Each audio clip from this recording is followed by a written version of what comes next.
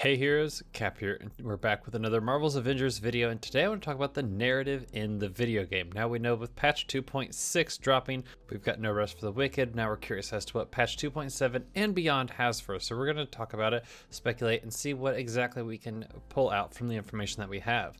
Now if you go on to enjoy the video, be sure to smash the thumbs up and hit the subscribe for more Marvel content as we swing into that intro.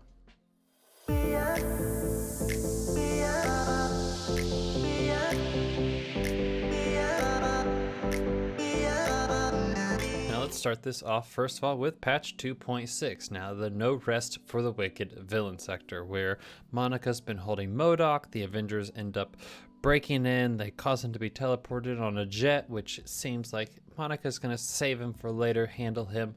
Eventually we beat down Monica, and it leads to this stare off between Monica and Modoc, where she starts to show off some new abilities, new powers that she has, something maybe cosmic related. He eventually breaks free, they teleport out of there, and it leaves us wondering, what powers did Monica show? Where did they go, and are they allies now? And are we going to see both of them in the cloning lab when it drops with patch 2.7? Which is where we're at, kind of waiting for the future and for the answers there. With patch 2.7, we know that the stage is set for Cloning Lab. Modoc is going to be the main villain that we face at some point. Now it looks like Monica will be there as well, whether it's as an ally, maybe it's one of his puppets, but we'll see. Only time will tell how that will play out, what kind of interesting mechanics they have behind it. Now it is designed to be an Omega level threat, which is an OLT, much like Family Reunion with the Super Adaptoid, and will come with a power level requirement of 175.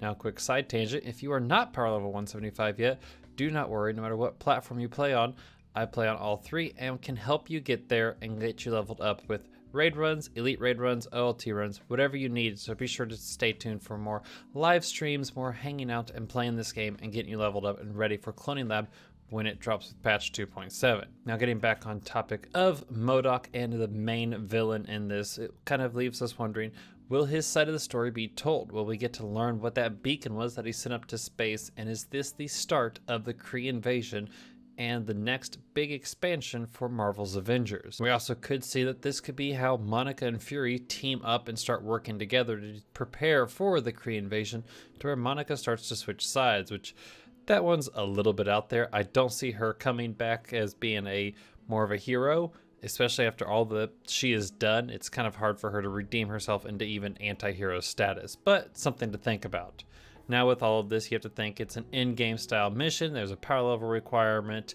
What will become of Bucky Barnes' Winter Soldier, who will also drop with patch 2.7? Could this also not only just be an OLT or a simple mission of beating AIM, Modoc, and Monica one last time? Could this be a rescue mission for Bucky?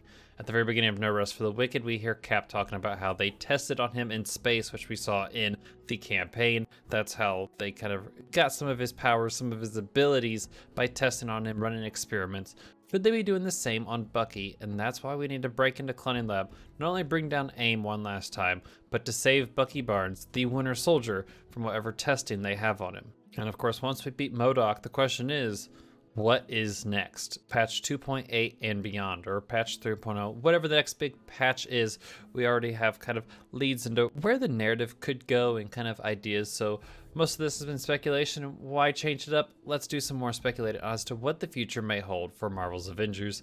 And you got to start with the number one narrative that it looks like it's going towards is the Kree Invasion. Now this has been teased at the end of the Marvel's Avengers campaign. It got teased in Future Imperfect, taking AIM, the villain sector beating the odds. You've seen it multiple times, and we kind of got off track with going to Wakanda and handling Claw and all the business that was there, but now we're back on this Kree Invasion, and it could definitely set us up for it. Now this could be introduced in kind of bringing in some new missions to the war table, maybe some minor missions, not in-game style, but missions that everyone can play, continue this narrative, and do it through voice lines, what you're doing in there, and continue this amazing story that they've already started in the game. Now, if they want to take their time on the Kree Invasion and they want to pass on another one, there's definitely one that I am most excited for, and that is the Loki storyline, which we've already been teased with twice now, thanks to Thor and his iconic mission that kind of just stopped. It left us hanging, wanting more, but never getting it, as well as Jane Foster and her introduction into the Marvel's Avengers gang, and how she kind of betrayed Loki, but before she signed the deal or shook his hand, she got teleported into this and pulled in through a tachyon anomaly.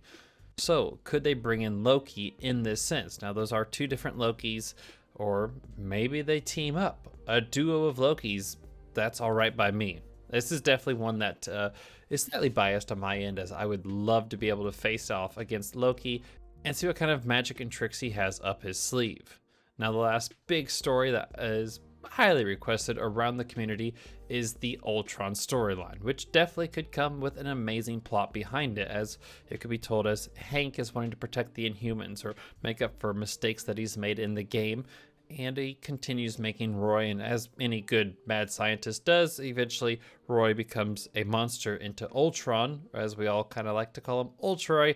Ultron is born and grabs the cosmic cube, takes that for his power source, and starts causing evil. Maybe even allying himself with the Kree, as it could be a Kree technology, and furthering that connection between the storylines of Marvel's Avengers. There is no shortage of the possible stories that they could be telling in this game. Now, with that being said, let's make sure that our expectations are managed. These are all just speculating theories, as we're all Marvel nerds. We'd love to see more Marvel story content in this game.